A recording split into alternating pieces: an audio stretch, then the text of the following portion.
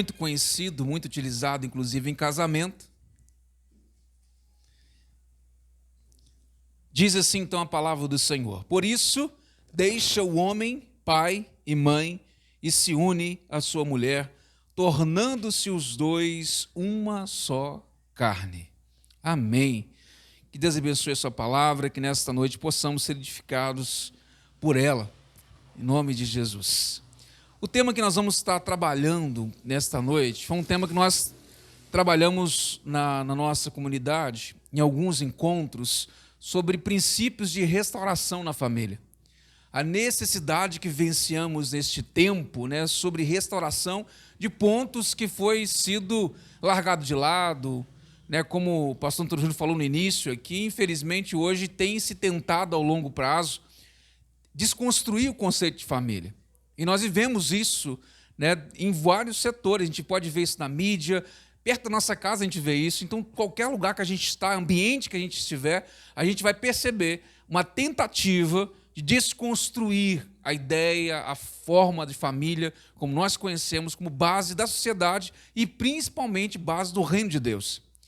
E quando nós lemos aqui, em Gênesis capítulo 2, 24, nós vemos a criação de Deus, incluindo nessa criação o quê? A primeira família. Deus cria tudo, a terra, os animais, cada detalhe, os astros, mas dentro desse, no último dia, terminando, fechando tudo, ele cria o homem e a mulher, formando a primeira família. Olha que momento importante. Quem lê a história da narrativa da criação vai ver que em cada dia Deus diz, e Deus viu que era bom. No último dia tem uma diferença, vocês lembram? Conhecem? Viu Deus que era muito bom. No último dia ele acrescenta um muito, onde ele forma o homem, imagem e semelhança dele próprio, a mulher, o primeiro casal, formando então a primeira família. Então nós vemos aqui que a família sempre esteve como principal objeto da criação do Senhor e no propósito de Deus para o mundo. Deus criou a família desde o início como um propósito maior para o seu reino. E a gente sabe, meus queridos, que Deus é aquele que transforma ambientes. Ele cria e ele transforma. E uma das coisas que eu gosto muito de mencionar é que Deus transforma maldição em bênção. Aquilo que era para ser ruim, aquilo que era para ser mal, Deus transforma maldição em bênção. Como a gente vê, por exemplo, lá em Romanos 8, 28, sabemos que todas as coisas cooperam para o bem daqueles que amam a Deus. Então, todas as coisas quer dizer o quê? Aquelas que aparentemente são boas e aparentemente são ruins, independente do que elas parecem, elas contribuem quando nós permitimos que Deus cuide de nós. Mas assim como Deus transforma maldição em bênção, infelizmente o diabo também atua, tentando transformar ambiente de bênção em maldição. E o que acontece na família muitas vezes é isso, um ambiente que deveria ser um ambiente saudável, de bênção, de proximidade, de cumplicidade, de apoio, de sustento, muitas vezes se torna um ambiente insalubre, um ambiente nocivo, tanto físico como emocionalmente e principalmente espiritualmente. Infelizmente, o que nós vemos no geral em muitas famílias são um ambiente muito pesado, um ambiente nocivo, um ambiente que faz mal a todos aqueles que estão envolvidos, que fazem parte daquele lugar, principalmente as crianças. E daí vem os traumas, daí vem as situações que depois lá na frente vai tornar grandes problemas para aquela pessoa. Infelizmente, então, isso é verdade. E por isso, então, nós temos que falar sobre restauração. O que Deus deseja fazer é que cada um de nós, enquanto marido, enquanto esposa, agimos dentro daquilo que Deus nos fez para agir dentro da casa, dentro da nossa família, para que nosso ambiente familiar seja um local de bênção, um local de alegria, um local de prazer, no geral, para todos nós. Então vamos trabalhar um pouco nessa noite sobre 3 perspectivas de restauração. A primeira delas é restaurando a fé e a esperança no casamento, ou seja, casamento tem propósito, tem finalidade, tem objetivo. Segundo, restaurando os papéis no casamento. E terceiro, que a pastora Viviane vai ministrar, restaurando a intimidade conjugal na vida matrimonial.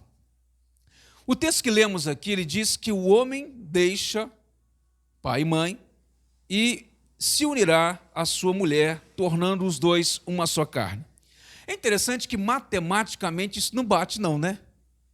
Pensa, sai um homem e une-se uma mulher e forma um, mas tem uma coisa errada no meio do caminho, essa lógica matemática, não tem? Quando você pega um mais um, são dois. Né? Parece meio estranha essa lógica. Como é que os dois se tornam um, ao invés de dois? E aí a questão é a seguinte: existe uma diferença entre soma e multiplicação.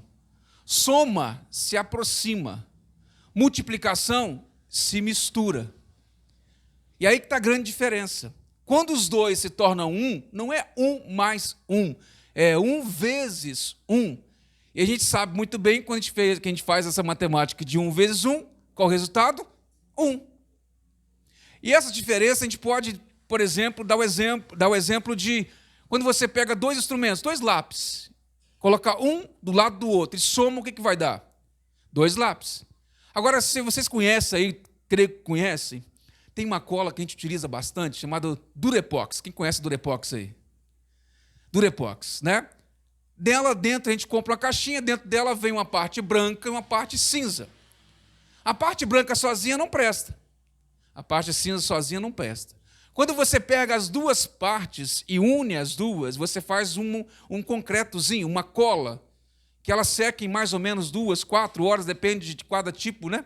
E você faz e você cola e aquilo vira realmente né, duro, como se fosse um plástico resistente. Depois que você une as duas partes, é impossível você tirar de novo a parte branca da parte cinza. Então, isso é o casamento.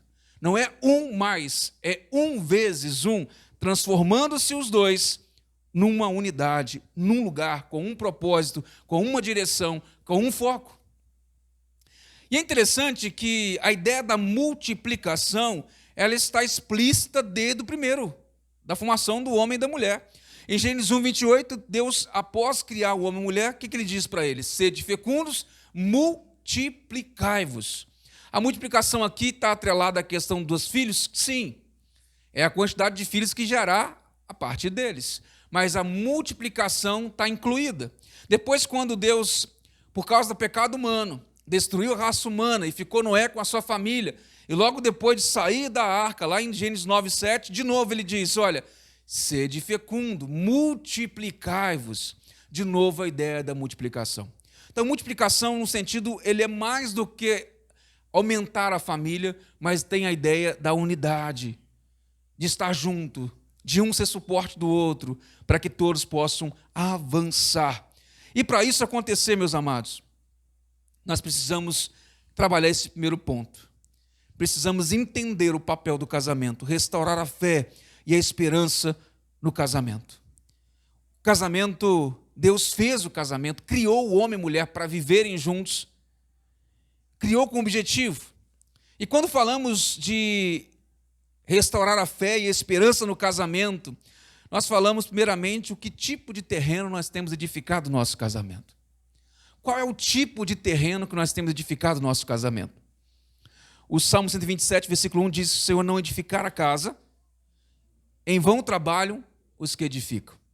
Se a gente substituir casa por casamento, se o Senhor não edificar o casamento, em vão trabalham aqueles que edificam. Se ele não estiver presente na vida matrimonial, nada do esforço humano que a gente tentar fazer, a gente vai conseguir resolver alguma coisa. Por quê? 1 João 4,8 diz para a gente por quê. Lá ele explica que Deus não ama, não é que Deus tem amor, não é que ele é muito bom e ama, mas ele é amor. Né? 1 João 4,8 diz que Deus é amor. E se ele não estiver presente, o que falta? Amor. É simples assim. O mais que a gente possa gostar, o mais que a gente pode fazer o bem, o mais que a gente possa tentar de algum jeito resolver as coisas, na ausência de Deus também há ausência do amor. Pode ter outros tipos de amor. Na nossa língua portuguesa, ela é restrita nesse aspecto, né? Ela só tem um tipo de amor, e a gente acaba atrelando, colocando tudo no mesmo pacote. O pastor Diggs falava isso no início aqui, né, na sua palavra, mas no grego nós temos várias palavras para amor. A mais conhecida é o eros, da onde vem um termo erotismo, né, que é o amor de interesse, que é alguém querer o outro apenas para usar, muito conhecido, infelizmente. Né? Nós temos o filia, que é o amor de igual, só se amam pessoas que são iguais, parecem na sua mentalidade, no seu jeito de ser. E nós temos o ágape. O ágape é o amor incondicional de Deus. Este amor, meus queridos, é o amor que transforma. Esse é o amor que muda as coisas. Por isso, uma família onde o ágape não está, não adianta fazer nada. É o que a gente vê acontecendo para tudo quanto é lado. Não adianta esforço pessoal, não adianta tentar resolver as coisas. No mesmo texto, logo abaixo, Salmo 127, o salmista vai falar sobre os sentinelas, né, que se o Senhor não guardar a cidade, em vão vigia as sentinelas. E logo abaixo ele vai dizer o seguinte, olha, inútil vos será acordar cedo, dormir tarde, comer o pão que granjeaste, o pão que você trabalha o dia. Inútil, tudo isso é inútil. Sabe por quê? Porque Deus dá os seus enquanto dormem. O texto não está dizendo que a gente tem que cruzar os braços e dormir e esperar a bênção acontecer. Não é isso, né? Não isole o texto aqui, porque se isolar dá nisso, né? Não é isso. Mas está dizendo o seguinte, olha, confia plenamente no Senhor, você e toda a sua casa. Faça como fez Josué logo que entrou na terra prometida, né? Hoje vocês têm a escolha, a opção de quem vocês querem servir. Tem vários deuses por aí, mas eu e minha casa serviremos ao Senhor. E essa é a diferença da restauração necessária. O meu ambiente de casa, a minha casa, ela está direcionada na atuação de Deus. E aí a pergunta para nós, para você pensar que tipo de terreno você tem construído, tentado construir, tentado alicerçar a sua família, o seu casamento, no propósito de Deus na sua palavra, ou nas ideologias que o mundo tem difundido aí, pelas mídias, pelas conversas, por tudo que nós vemos no dia a dia. Porque se for para as ideologias, infelizmente, não vai sobrar muita coisa. Infelizmente. Quando você olha para o casamento, para o seu casamento, ou para a ideia de casamento, você vê bênção ou você vê um local de problema? Porque a visão, ela muda todas as coisas. Se você vê um local, um ambiente difícil e sem possível de resolução, né, como você tem construído, onde você tem buscado meios para resolver? Casamento, meus queridos, é um local, sim, para gerar felicidade e para continuar em felicidade, como o pastor Júnior falou aqui, né? Antônio Júnior falou aqui. Para continuar a felicidade, não é um game over, como alguns dizem por aí, né? Não é game over. Já vi camisas assim, né? De casamento, game over. E na realidade não é o fim do jogo, é o início. Ou a continuidade. É um local para gerar felicidade, para ser um local de felicidade, de bem-estar, de prazer, de relacionamento, de sustento uns pelos outros. É um local onde o outro apoia, né? O marido, a esposa, os filhos, tem um comum acordo, tem um direcionamento, tem um sustento junto. E nesse aspecto, que nós temos que entender que a nossa postura é o que faz a diferença na nossa casa. Às vezes a gente espera para o outro fazer alguma coisa, para o outro mudar, né? E não é. Também, todo mundo tem que mudar alguma coisa. Mas a mudança começa primeiro em quem entende que tem que mudar e quem se permite mudar. Né? Então, geralmente, a gente fala bastante, seja você a mudança na sua casa. Seja você o primeiro a buscar a Deus por isso, seja você o primeiro a direcionar a sua vida por isso, porque é, sim, não só possível, mas é um propósito do casamento que ele seja um local saudável e um local de bênção. Se fosse perguntar para você nesta noite, não precisa responder. Mas se fosse fazer aqui uma dinâmica e perguntasse, você casou por amor? Sim ou não? Não precisa perguntar, não precisa. Tranquilo, só pense. Se fosse perguntar, você casou por amor? Talvez você diria sim, ou talvez não. Mas eu vou dizer para você, quem casou por amor talvez não se sustente. Porque o correto não é por amor, é para amar. E a grande diferença está aqui, né? Porque quem não está disposto a amar diariamente não se sustenta casamento. Né? Quem não está disposto a lidar com as coisas no dia a dia, as dificuldades que se levantam, não consegue viver. Porque vai ter dificuldade sim, vai ter coisas que eu não concordo, e ao contrário também é recíproco. E a gente vai ter que lidar com isso no dia a dia, né? Vai ter que lidar com as diferenças. Deus tem então um propósito para o casamento. Nós vemos em Gênesis 2:24, como lemos aqui, Deus criando o ser humano e logo em seguida colocando ambos num lar, num casamento. Adão e Eva então foram os primeiro casal, a primeira família. E nós vemos na palavra, queridos, que geralmente, ou no geral, as promessas de Deus estão sempre envolvidas no contexto familiar. No geral, a gente vai ver isso acontecer. Deus chamou Adão, e não somente Adão, mas Eva também. Ambos erraram? Sim, ambos erraram. Mas chamaram ambos. Deus chamou Noé, e não apenas Noé, mas toda a sua casa. Deus não salvou Noé, Deus salvou uma família inteira. Aliás, uma família já ramificada, né? Já tinha mais de uma família envolvida ali, já tinha crescido. Ele chamou Abraão, chamou Isaac com a sua família. E assim por diante, nós temos Eucana e Ana, Zacarias e Isabel. Nós temos José e Maria lá na frente com a vinda de Jesus. Então, a promessa de Deus na Bíblia, no geral, ela vai se constituir a partir da família. Não existe propósito de Deus na Bíblia para nós hoje fora do ramo familiar. Não tem.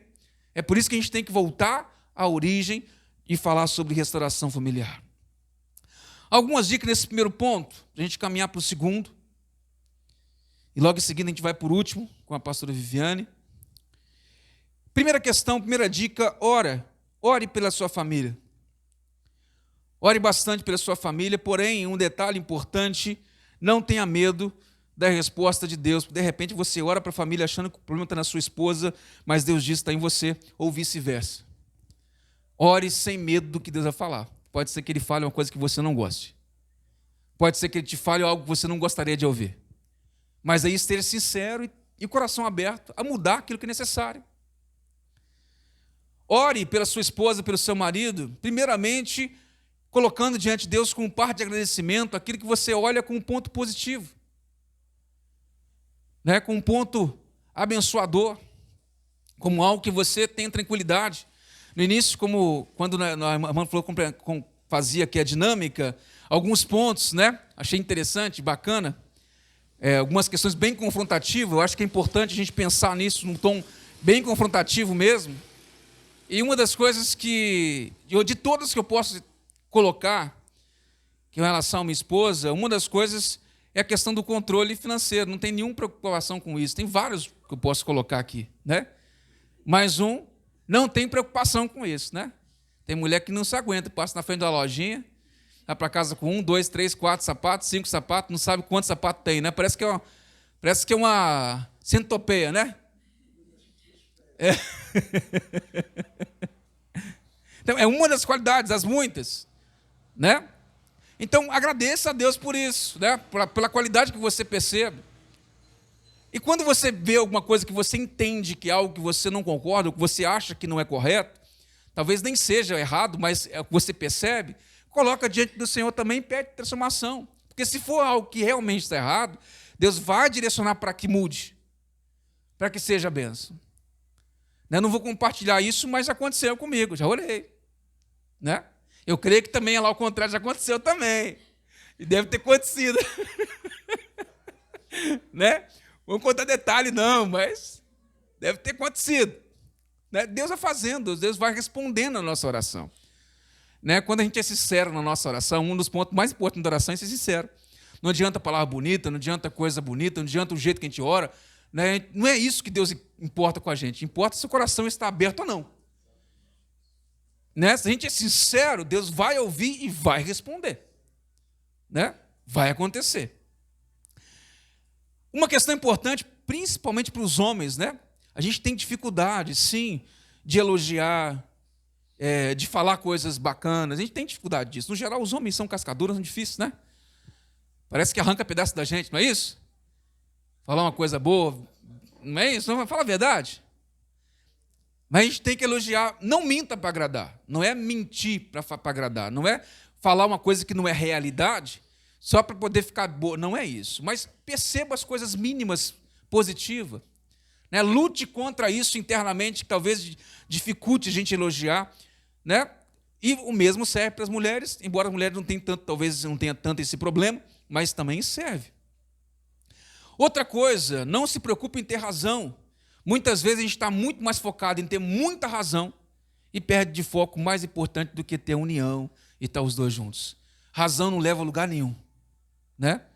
Às vezes é melhor abrir mão de uma coisa que a gente acha que está certo para um bem comum, para algo melhor, né? Às vezes a gente está errado, é um ponto de vista só, a gente vai ver depois que estava errado. Mas o mais importante, não busque ter razão. Cuidado com o que você fala. A palavra tem muito poder, então cuidado antes de falar qualquer coisa. Pense bem, ninguém pode colher uma palavra dita. Depois que você falou alguma coisa sem pensar, né? E a ideia disso, por exemplo, que se fala geralmente para entender o perigo e o poder que tem uma palavra dita sem pensar, é se você, por exemplo, pegasse um monte de papel, picasse, colocasse na sacola e saísse daqui até no centro da cidade jogando por ar. E depois você volta colhendo onde você jogou. É possível você colher? Jamais. Você nunca mais encontra aqueles pedacinhos. Você pode encontrar um pouquinho deles, talvez uns 30%, se der 30%. Mas depois que a gente falou, o mais que se pede perdão, o mais que se acerte, a palavra já foi dita. O estrago pode ter sido grande. E o conserto é difícil. Então é melhor ter cuidado antes de falar. E última dica, antes de a gente ir para o último ponto aqui, lembre-se de que Deus não criou o casamento para infelicidade. Ele não criou. Se não está bom, se você acha que está muito ruim, se está pesado, se a carga está difícil demais, não está conseguindo aguentar, busque ajuda. Não espere ficar insustentável. O que a gente mais vê no atendimento familiar é isso. A gente atende, às vezes, pessoas já com estupim, já explodiu tudo. Aí a gente tem que reconstruir tudo para chegar num ponto para poder trabalhar alguma coisa. Enquanto não explodiu, é muito mais fácil a gente ajudar. Enquanto não explodiu, né, as coisas não estão boas, então procure ajuda. Procure o seu pastor, converse, busque ajuda, busque orientação, para que você possa vencer e superar antes que as coisas fiquem muito ruins. Segundo e último ponto aqui, do que eu vou trabalhar, é restaurando os papéis no casamento. Homens e mulheres, meus queridos, são diferentes. Isso é sabido, né? Homens e mulheres são diferentes em vários aspectos, em muitos aspectos.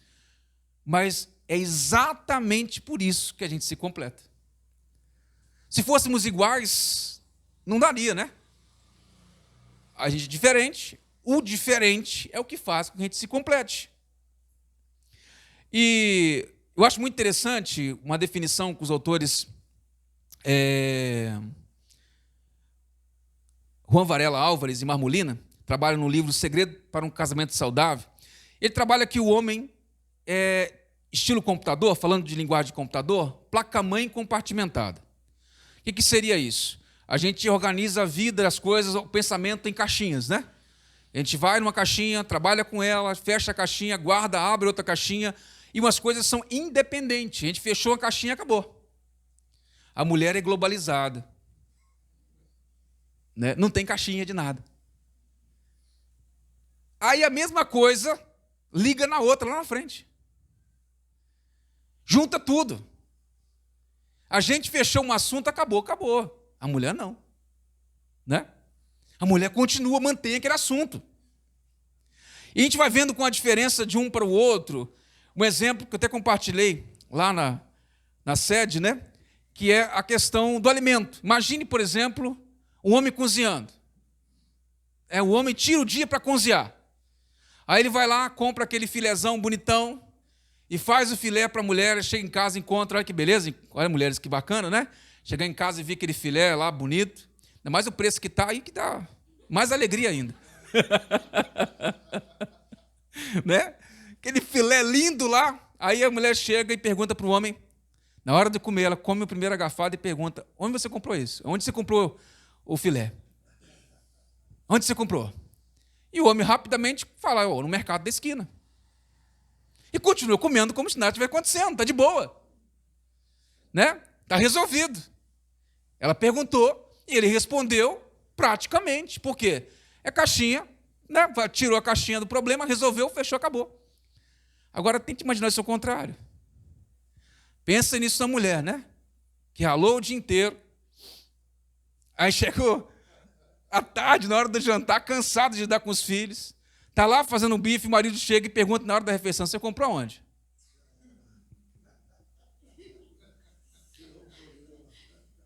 Você já imaginou como é que vai ser a resposta? Tente imaginar para você ver como é que vai ser a resposta aí. A resposta seria tipo, por quê? Não gostou? Né? Tá ruim? Então pega e faz. Pega e faz.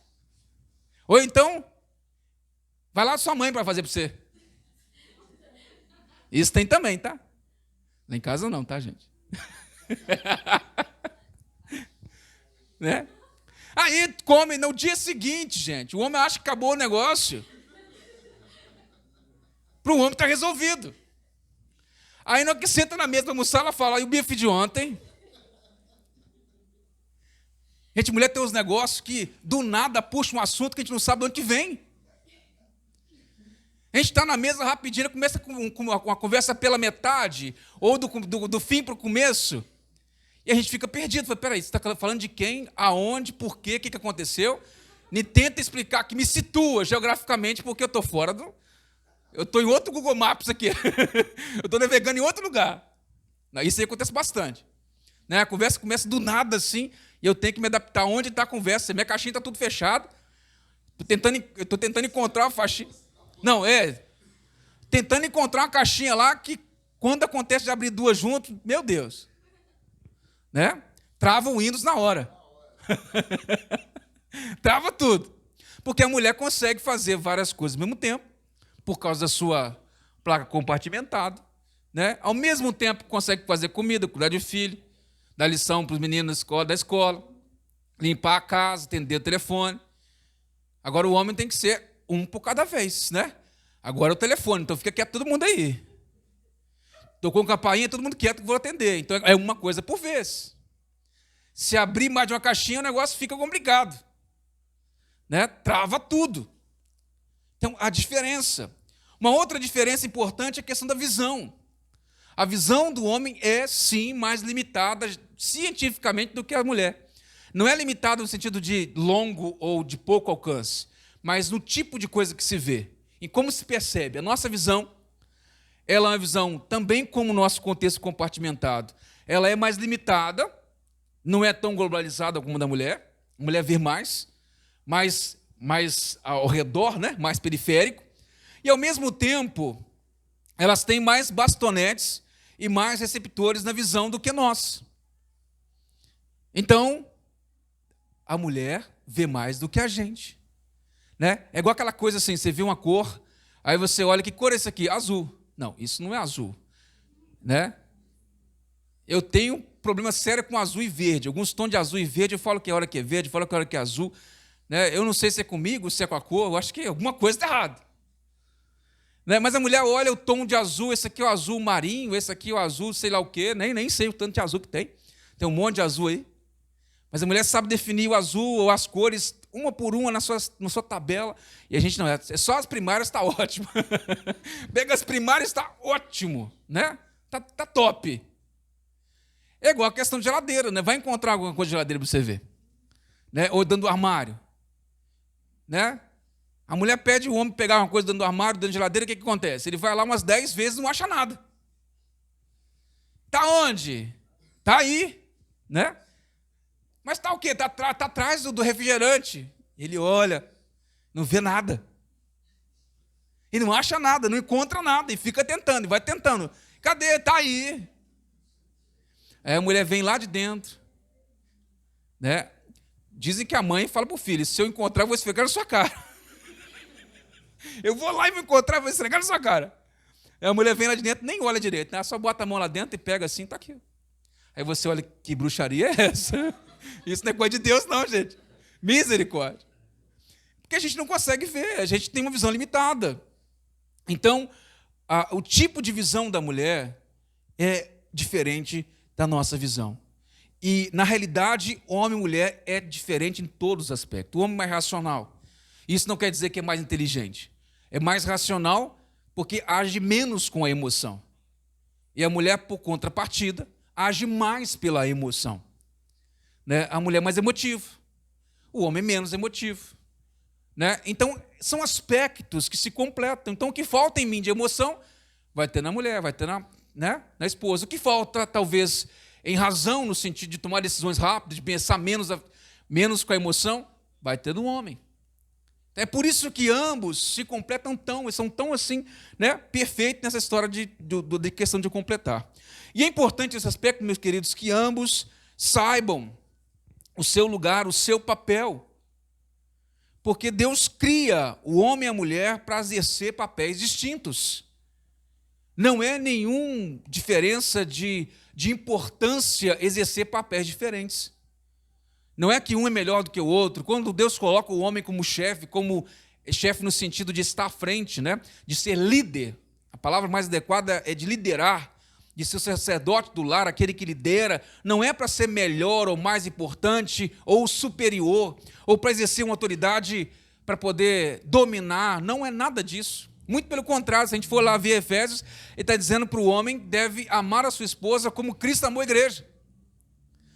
Então, o modelo de liderança para nós, enquanto homens dentro de casa, é a liderança de Cristo. É a liderança serva. Eu tenho que cuidar da minha família. Então, o papel de liderança servo, de cuidado, e não de domínio. Tem nada a ver com domínio. Em contrapartida, as mulheres, entre vários contextos aqui, é dado a ela a incumbência de ser a ajudadora e, ao mesmo tempo, submeter-se, ser submissa, que é um contexto bastante complicado, principalmente nesse momento no qual vivemos. Mas, meus queridos, eu penso, falando das mulheres especificamente, pensa para você ver num marido que faz o que você precisa no sentido de cuidado. Como Cristo, por exemplo, capaz de dar a vida por você. Qual a dificuldade você teria de submeter? Não de qualquer coisa que ele queira, não é isso. Mas submeter na mesma direção, na mesma fidelidade, no mesmo propósito enquanto família. Submissão tem a ver, primeiramente, em estar na mesma direção. Submissão, debaixo da mesma missão, na mesma direção, no mesmo sentido. Então é um submeter ao outro. E aqui está a importância do apoio da mulher, porque o homem é racional, sim, mas sem o apoio, né, sem o apoio da direção, do apoio da mulher em certas decisões, não dá certo. A mulher sábia, ela edifica a sua casa. A mulher que sabe orientar, que sabe participar de decisões, que sabe contribuir em decisões, torna o seu ambiente saudável, torna o seu ambiente, de fato, de crescimento. O que o homem geralmente não aguenta é muita conversa sem um direcionamento específico. Né? Geralmente o homem não aguenta conversa julgadas, né? Sem direcionamento, sem ser algo de apoio. Né? Conta-se uma história que, já termino aqui, que um homem queria comprar um sapato e ele foi no sapateiro e pediu para fazer um sapato para ele. E o sapateiro olhou o pé dele, por encomenda, né? Olhou e disse assim, você calça 49. A pé dele era mais do que o normal, por isso que ele manda fazer, né? Não encontrava por aí. E aí ele falou, não, mas eu não quero 49, eu quero 48. Ele disse, não, você não calça 48, você calça 49, estou medindo, eu sei, eu conheço. E aí, fez o sapato 48. O que aconteceu? Quando o sapato 48 chegou, era apertado. Ele botou no pé, apertava o dia inteiro. E ele ficou com aquele sapato apertado, e o sapateiro ficou meio sem saber por que ele quis o sapato mais apertado. Passou muito tempo, o sapato estragou, ele volta do sapateiro para fazer um segundo sapato. E na segunda vez ele vem, o sapateiro, já lembrando da história, falou, você calça 49, não é 48. Olha aqui a marca dos seus dedos forçando o sapato. Vamos fazer o 49, melhor para você. Deixa eu fazer o 49, é o melhor sapato para você. Aí ele virou para o sapateiro e falou assim: olha só, não tire para mim o único alívio que eu tenho no dia quando eu chego em casa, que é eu tirar o sapato. Não tire o meu único alívio em chegar em casa, que é tirar o sapato. Imagine que ambiente insalubre, pesado que não era a sua família. Não quer dizer que o problema da sua casa era a sua esposa, mas quer dizer que o local era um local ruim de se viver e de se morar. Deus não quer isso para nós. Deus quer esposa, marido e mulher caminhando no mesmo propósito, na mesma direção, exercendo o papel que Deus deu a cada um para fazer. E quando cada um não exerce o seu papel, o problema vai acontecer lá na frente com os desastres na família. Eu vou passar nesse momento a pastora Viviane continuar aqui sobre intimidade. Amém.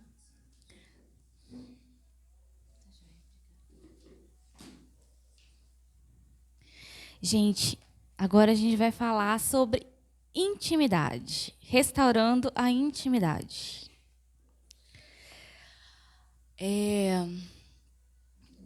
Vou passar aí pra gente. Enquanto ele vai abrindo ali, deixa eu falar uma coisa para vocês. Agora, quando a gente vai falar de intimidade, é a hora da gente pegar a nossa Bíblia, fechar ela e guardar muito bem guardado, porque agora o assunto é outro. Amém? Tá amarrado? Não é queima Jesus. Não pode. A gente, às vezes, tem a ideia de que quando o assunto é assim, agora vai falar sobre marido e mulher, então, agora o assunto não é espiritual mais. Não tem nada mais espiritual do que a gente falar de relacionamento. Por quê? Porque Deus usou a igreja para representar a noiva de Cristo. E Ele é um noivo. Então, o nosso casamento, ele reflete o relacionamento entre a igreja e o Senhor. Ele precisa transmitir a glória de Deus. Então, é muito espiritual isso, né? Já conseguiu ali, então nós vamos começar. Então, assim, não existe assim, vamos guardar a Bíblia. Não, vamos abrir a Bíblia, porque é ela que vai nos ajudar a lidar com os problemas, com as dificuldades do dia a dia. Eu vou ter que tirar. Obrigada. Porque eu já estou com calor. Amém? Então, assim, existe um papel que Deus criou para a gente como homem, como mulher. E esse papel, como o Adriel estava falando, é um papel de complementar. Olha aí para sua mão. Olha assim, pega sua mão e olha. Está vendo seus dedinhos? Eles representam tudo aquilo que você tem de bom, suas virtudes, suas qualidades. Mas está vendo esse monte de vazio aí entre os dedos? É nos seus defeitos, é nas suas necessidades, é nas suas carências, é onde está faltando. E aí, quando a gente chega assim, e a gente encontra o homem e a mulher de Deus pelas nossas vidas, a gente se completa. Dá a mão aí para você ver. As suas virtudes vão suprir as necessidades, as carências, as limitações do outro. E o outro vai fazer a mesma coisa com você, para a gente caminhar junto.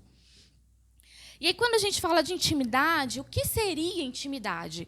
Intimidade é aquela relação próxima, né? É estreita, é convívio entre duas ou mais pessoas próximas. Privacidade, vida pessoal ou íntima. São características do que é íntimo, descontraído, informal. Vou fazer uma festa. Não vou fazer festão, não. Vai ser só para os íntimos. Então, intimidade é uma palavra que não usa só dentro do casamento. Intimidade é aquilo que fala assim, é aquilo que é próximo. E aí tem alguns sinônimos aqui para a gente. Eu vou pedir a ajuda de vocês para cada um ir lendo uma palavra para mim. Vamos ler, olha, os sinônimos.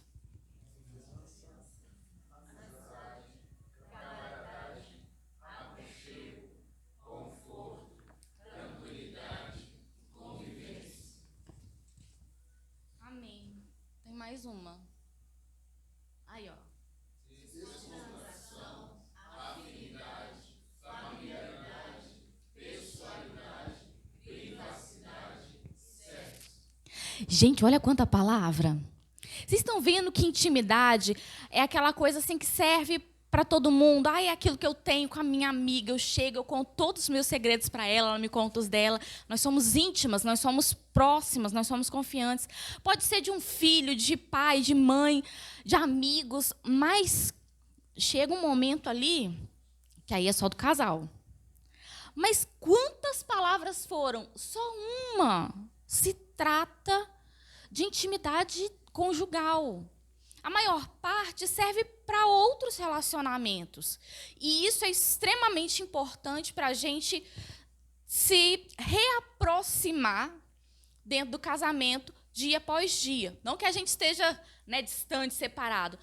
Mas no dia a dia a gente não pode se acomodar. A gente tem que cuidar, como tem sido falado desde então. Pode passar o próximo slide. Essa imagem aí, ela não, pode tirar ela um pouquinho. Volta lá um pouquinho. Vamos fazer primeiro com a mão aí, ó. Desenha aí comigo assim, ó, um papel. Você está fazendo um papel. No meio desse papel, você desenha um pontinho aí no meio desse papel. E agora, desse pontinho, você vai fazendo um círculo, uma espiral bem grande. Isso. Agora, a gente vai fazer de novo, entendendo o que é isso, ó. Papel. Casamento. Aí, no meio desse casamento, a gente desenha um pontinho. Sexo. E aí, desse pontinho, a gente vai circulando, e esse círculo vai crescendo. Sexualidade. A gente, às vezes, acha que intimidade é o pontinho. Pode colocar para a gente agora. A gente acha que é o pontinho, é o sexo. Ah, vamos falar disso. Só que, às vezes, a gente precisa abordar a sexualidade. O que é sexualidade? É tudo que envolve para chegar naquele pontinho. E como a gente já está falando que homem e mulher é diferente, qual que é a parte da intimidade que o homem vai querer falar, que ele vai querer que a gente estuda mais? É o pontinho, gente. Ele quer que é o pontinho. Isso é hormonal, isso é normal. Deus fez assim. Mas e a mulher? Não, a mulher quer a sexualidade. A mulher quer o romance, quer o olho no olho, quer o bom dia, boa tarde, boa noite. Quer, nossa, você tá linda. Vamos dar uma volta na praça de mão dada? Porque a gente, às vezes, fica falando assim, quando eu tiver dinheiro, vou te levar para passear lá em Paris. Quando eu tiver dinheiro, vou te levar naquele restaurante caro. E as mulherzadas, assim, a gente não está importando com isso. É claro que se tiver, a gente aceita. Mas a gente está preocupada com convívio, é com romance, é com olho no olho, com respeito, com a dignidade. E aí, quando a gente entende essa diferença, que tem esses dois lados, e que cada um vai querer mais um ou mais outro, a gente vê que tem que achar um equilíbrio. Né? Porque para o meu marido ficar bem e para o meu casamento andar bem, eu tenho que me preocupar com pontinho. Faz parte. Mas para a mulher, para sua esposa querer o pontinho que você deseja, você vai ter que se preocupar com o coração dela. Você vai ter que olhar e dar uma percebida assim, ela está bem, ela está feliz, ela está triste, está preocupada com alguma coisa. O que é que está nessa cabeça que passa mil coisas? Se você não se preocupar com o coração da sua mulher, se você não se preocupar em cuidar, em proteger, assim como Cristo faz com a igreja, aí fica difícil. Porque ela não vai se sentir preparada para ter esse momento de intimidade. Então, é aquela questão assim, quando tem um problema, gente, não tem jeito. A gente tem que achar quem é o culpado da hora, entendeu? Como é que a gente resolve o problema? É achando o culpado. Pode passar aí, pastor. E como que funciona essa questão da culpa? Vamos ver na Bíblia, ó. 2 Coríntios, capítulo 13, versículo 5, na parte A, só no comecinho. Diz assim, examinai-vos a vós mesmos, se permaneceis na fé, provai-vos a vós mesmos. Ai, que triste. A gente gosta de examinar o outro, não é? Porque, assim, é mais fácil a gente ver o problema, o defeito na vida do outro. Só que a Bíblia sempre vai falar assim para a gente: não julgueis uns aos outros, porque da mesma forma que você julgar, você vai ser julgado. Deus não libera. Ah, mas eu estou com um problema. E eu acho que a culpa é dele, entendeu? Eu não sei vocês, mas quando eu tenho algum problema, 99% das vezes eu estou certa. Vocês são assim também? Isso é sempre errado. Mas não é assim? Por quê? Porque a gente olha para a gente. Por isso que a Bíblia fala: não olha para você que vai dar errado. Porque você vai achar que você está certa e ele vai achar que ele que está certo. E a gente não vai chegar em lugar nenhum. Então a Bíblia fala: examinai a si mesmo. Aí você olha, peraí, a gente teve um problema, a gente teve uma discussão. Ok, o que eu fiz de errado? Qual é o meu 50% ali de erro? Por quê? Tem um outro texto que eu uso na outra palestra. Porque, gente, me perdi, eu fui procurar o versículo aqui. Vamos voltar aqui, vamos lembrar, me ajuda aí. A gente sempre vê o erro no outro, mas Deus fala que a gente tem que se julgar a si mesmo, olhar para a gente, né? Porque a gente quer julgar, mas a Bíblia fala que a gente não pode. Então, ela fala assim: examinai-vos cada um a si mesmo. Por quê, gente? Porque o nosso coração é enganoso. Às vezes a gente nem está certo, mas a gente tem certeza que está. Então, Deus fala: examina o seu coração. E aí, a partir de mim, o que eu podia mudar? O que eu podia fazer diferente? Porque eu lembrei do outro versículo, gente? Porque a Bíblia diz assim: é Deus quem opera em nós tanto o querer quanto o realizar. A gente não muda a nossa vontade, o que a gente pensa. Quem dirá o que o outro pensa? Não adianta você falar assim: ah, mas se o outro fizer isso de diferente, vai resolver tudo. Não adianta. Porque se você não consegue mudar o seu pensamento, você vai mudar o do outro? Não. Quem é que muda pensamento? A Bíblia fala. Porque... Acabei de falar o versículo, já esqueci. Porque é Deus quem opera em vós, tanto o querer, ou seja, a vontade, quanto o realizar ou o efetuar. Ou seja, para aquilo se tornar real na sua vida, na vida do seu esposo, dos seus filhos. Então, começa a orar: Jesus, olha a vontade dessa pessoa, Senhor. Não dá, muda. Aí, com Jesus, você pode falar, com o outro não adianta. Quando a gente fala, a gente, na hora da raiva, da tristeza, a gente fala coisas que às vezes a gente nem pensa. Mas na hora daquele momento que você está estressado, você fala bobagem. Por isso que é sábio a gente silenciar. E aí a gente vai guardar isso e vai deixar isso dentro da gente? Não, a gente corre para Deus. E aí para Deus a gente vai falar: Deus, olha só o que eu estou sofrendo, Senhor. Tá vendo? Olha só o que ele fez comigo. Olha só o que ela faz. E a gente vai falando e falando e falando. Deus não se ofende com o que a gente fala. É igual o filho reclamando para a gente.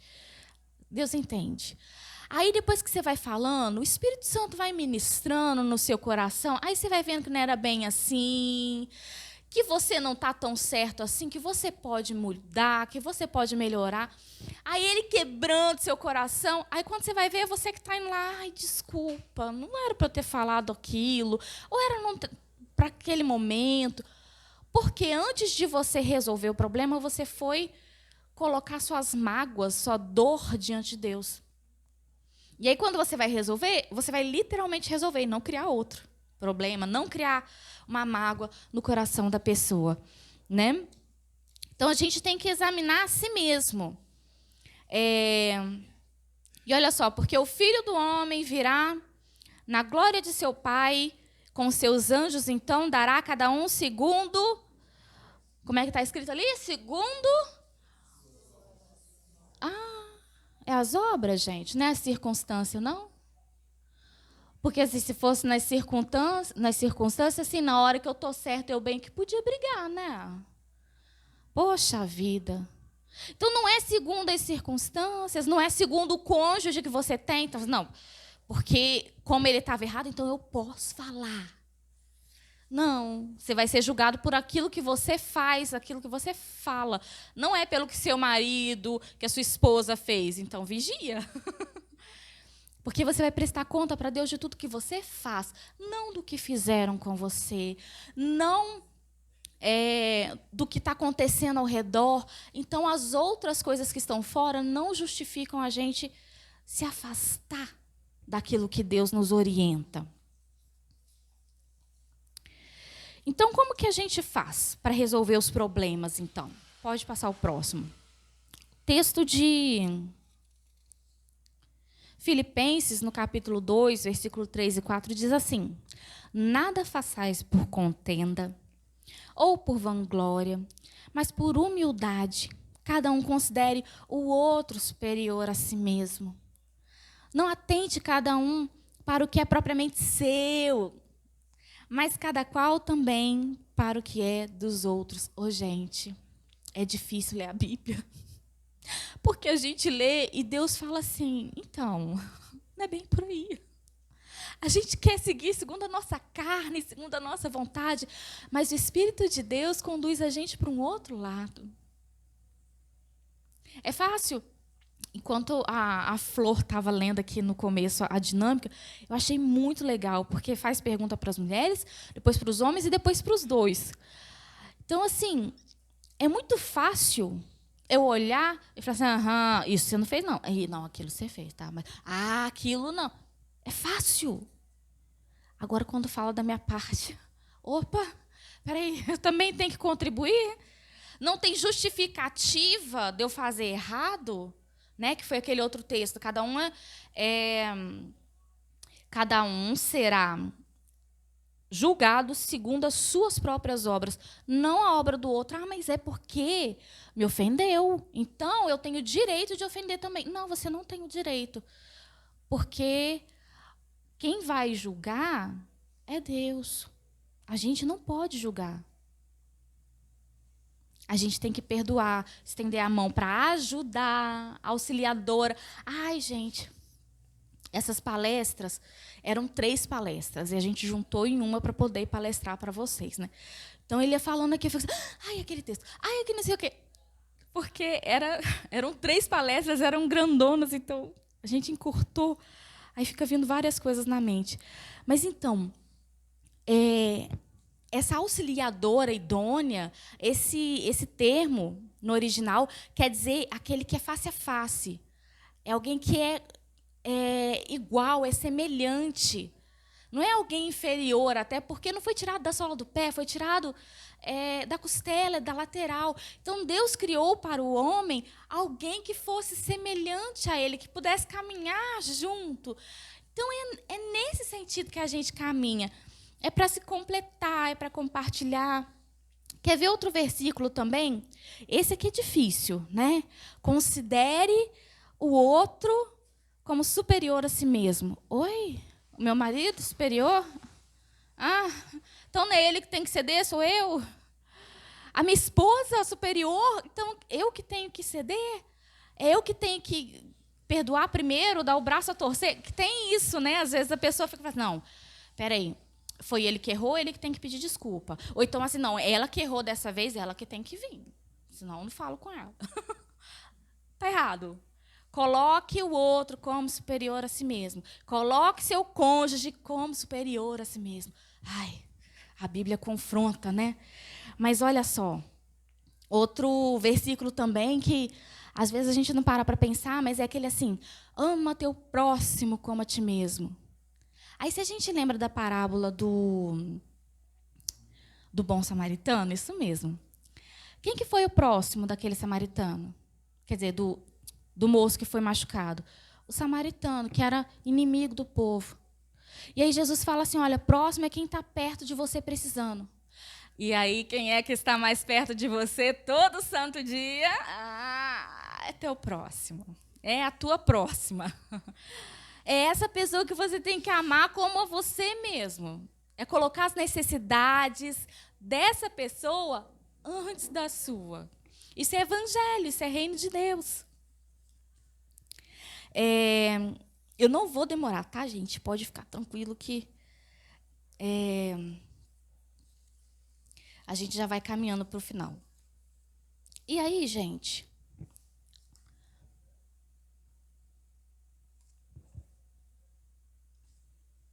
Nós vemos que nós somos plano de Deus. A família é projeto de Deus. E Deus quer restaurar.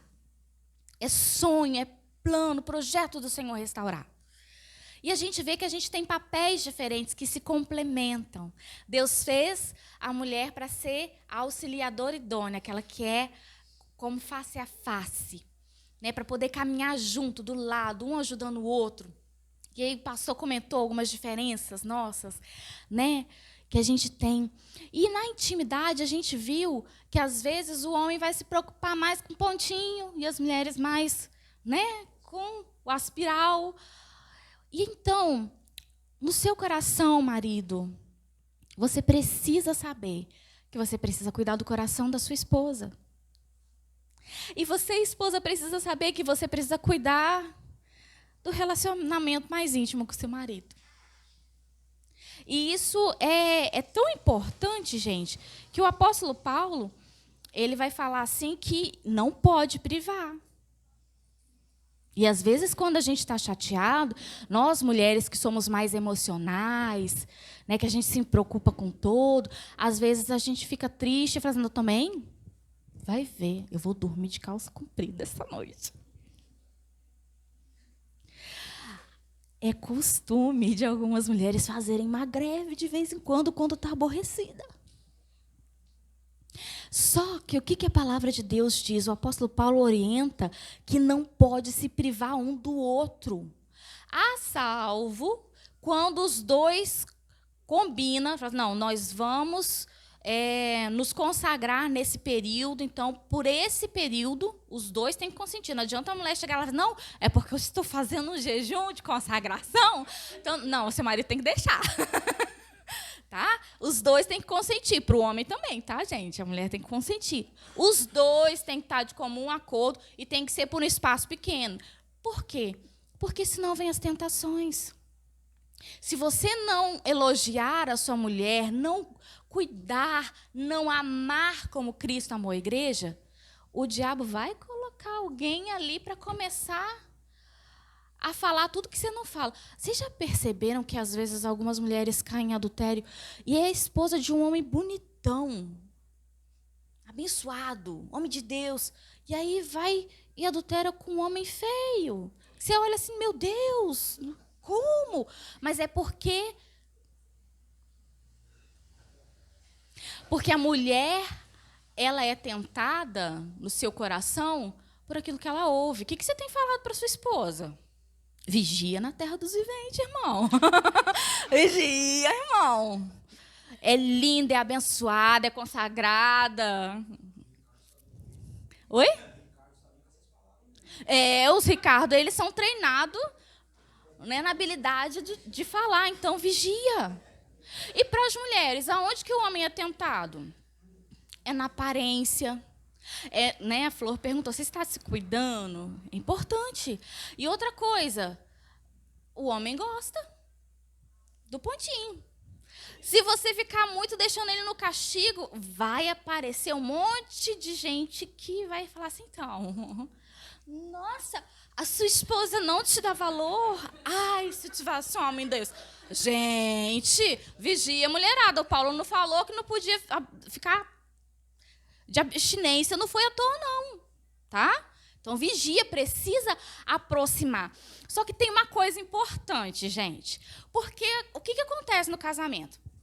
A gente é um casal, a gente se relaciona, então a gente vive na mesma casa, a gente passa os problemas juntos, as alegrias juntos. E aí, às vezes a gente vai ficando tão cansado, tem dia que a gente chega do trabalho, né? Aquele dia que as crianças foram sem só a graça de Jesus, você só quer cair na cama e dormir. Os problemas, as dificuldades, elas vão trazendo um esfriamento, um distanciamento, aí para de conversar, começa a se afastar. E aí isso é muito sério, porque nós é crente, irmão. Nós não saímos com estranho, não. Então, vocês dão um jeito de se aproximar. Né? Essa história de sair, eu nem conheço e vou sair com uma pessoa estranha? Não, nós é crente. Você tem que se aproximar da sua esposa, você tem que elogiar, cuidar do coração dela. Tem que ser amigo. Porque às vezes, eu aconselho algumas esposas, vêm conversar comigo, e às vezes passaram por dificuldades no casamento, inclusive de saúde. Já teve uma situação de uma pessoa que ficou 2 anos, o cônjuge sem ter relação. E ela falou assim, ô pastor, eu quero, mas eu não sei nem como chegar nela. Eu falei assim, minha filha, mas vocês são 2 estranhos dentro de casa. Não adianta achar que vai assim. Não. Tem que começar a namorar, olha no olho, faz um agrado, fala assim, hoje fiz a tua comida preferida para você. Precisa trazer de volta para perto para conseguir restaurar essa intimidade. Se está muito longe, se está muito frio, talvez não vai conseguir essa intimidade tão rápido. Vai ter que trabalhar, vai ter que correr atrás do prejuízo. Porque a gente colhe aquilo que a gente planta. Se não plantou intimidade, você não vai conseguir colher. Então, vai ter que começar a plantar. E aí você vai ter uma colheita muito boa, muito abençoada. E aí pode pensar assim, poxa, pastor, mas eu achei que você ia tratar de uns assuntos mais... Então, assim, para quem ficou na vontade de umas coisas mais, né, diretas ao assunto, o pastor Cláudio Duarte trabalha muito isso, na internet você tem acesso. A pastora Ângela Cirino trabalha várias coisas, e tudo baseado na Bíblia, é bênção. Por enquanto, nós vamos parar nessa questão mais da diferença, né? Que a gente precisa aprender que é diferente e cuidar um do outro para a gente conseguir se aproximar. E aí, você tem água ainda ou não? Eu falo demais. Pode colocar aí nas musiquinhas. O pessoal fala assim, quem canta ora 2 vezes. Pois é. É muito importante a gente orar pelo nosso casamento, pelo nosso relacionamento conjugal, inclusive sobre a nossa intimidade, né, para que Deus quebre qualquer frieza, qualquer mágoa. E aí eu trouxe umas sugestões de música para vocês, né? Essa aí é uma sugestão para o homem, por isso que está de azulzinha. Vocês conhecem essa música? Então, como o homem...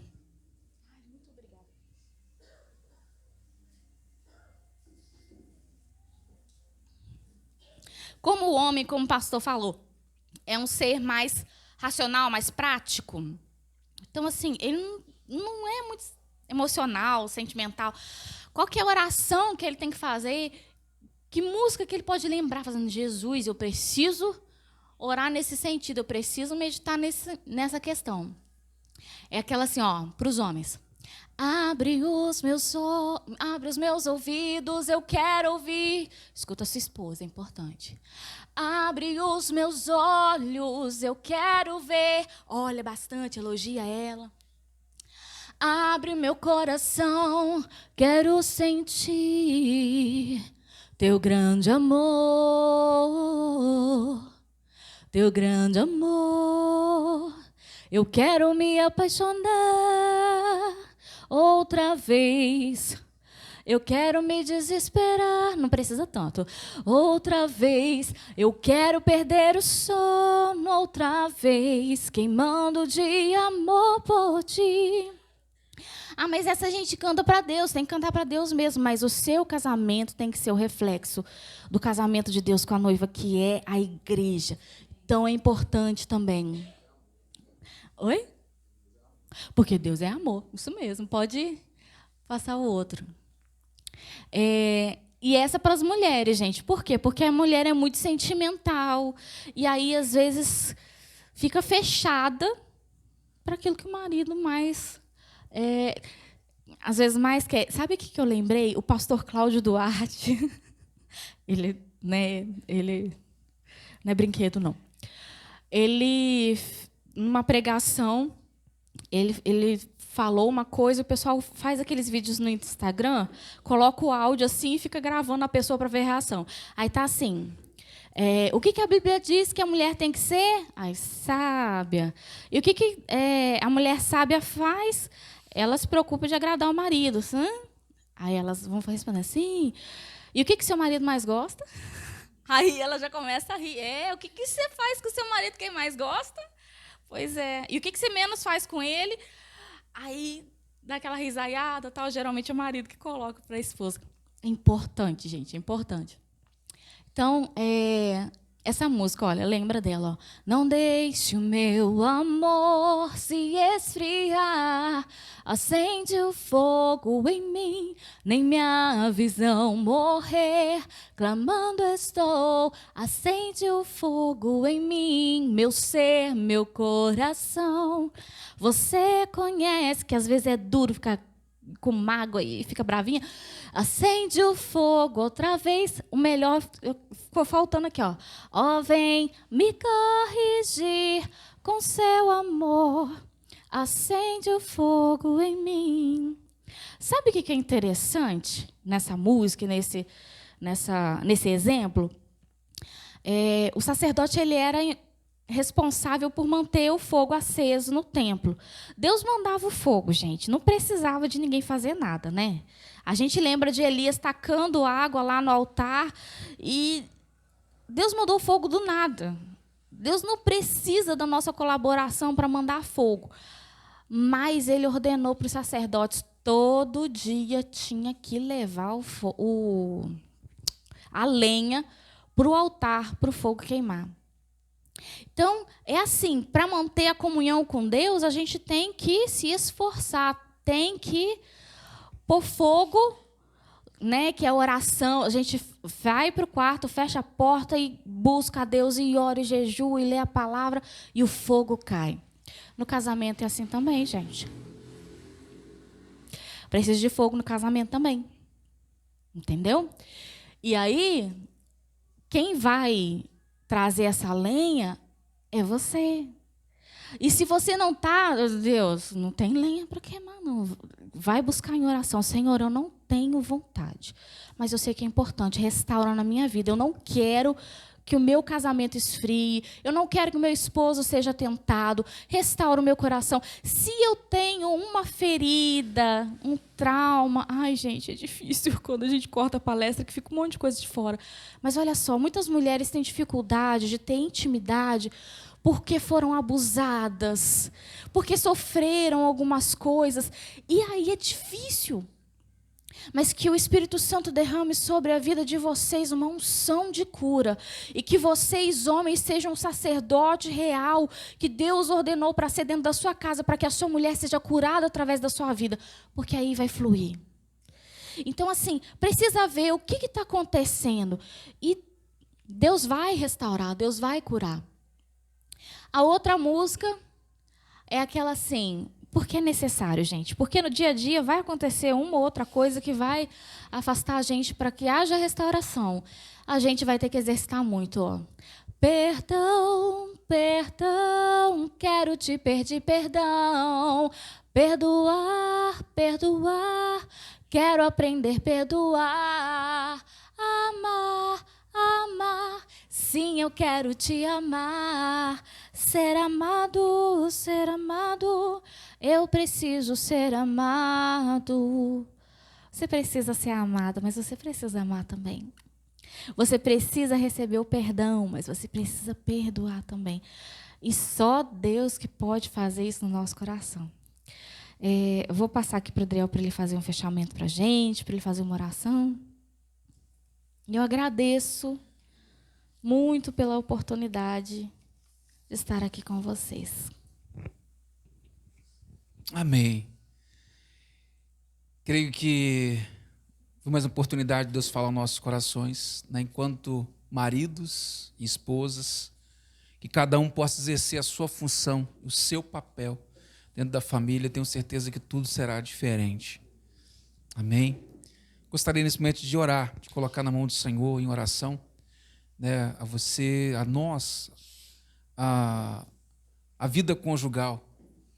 né, colocar no cuidado de Deus. Feche seus olhos onde você estiver neste momento. Se você puder, pega na mão da sua esposa. Pai, em nome de Jesus, nós colocamos aqui diante do Senhor este momento. Cada casal, cada família representada aqui nesta noite. Tempo, ó Pai, de repensar a caminhada a dois. Repensar, ó Pai, na responsabilidade de cada um. Repensar, ó Pai, no propósito que o Senhor teve em unir um ao outro. Mesmo diante de muitas impossibilidades, diante de muitos problemas que cada um vivenciou e vivencia na vida conjugal, nós queremos colocar nos seus cuidados nesta noite cada vida. Senhor, visita cada lar de maneira especial e única, pois sabemos que o Senhor conhece cada marido, cada esposa, cada lar, com as suas lutas e com as suas dificuldades. Ó Deus, em nome de Jesus, aquilo que se levanta, ó Pai, como maldição, aquilo que se levanta como empecilho, ó Pai, de felicidade, de alegria, nós repreendemos e colocamos sob os teus cuidados nesta noite, para que a tua bênção seja presente a cada ambiente familiar, e assim, Senhor, a cada momento, o amor, a direção, ó Deus, a comunhão e o propósito do Senhor seja manifestado na família. Nós oramos, ó Deus, por cada família, por cada casal, a começar, ó Deus, pelo casal de pastores aqui dessa igreja, pelos demais lideranças, ó Pai, colocamos em tuas mãos. Em nome de Jesus, oramos agradecidos. Amém. Glória a Deus. Eu agradeço a oportunidade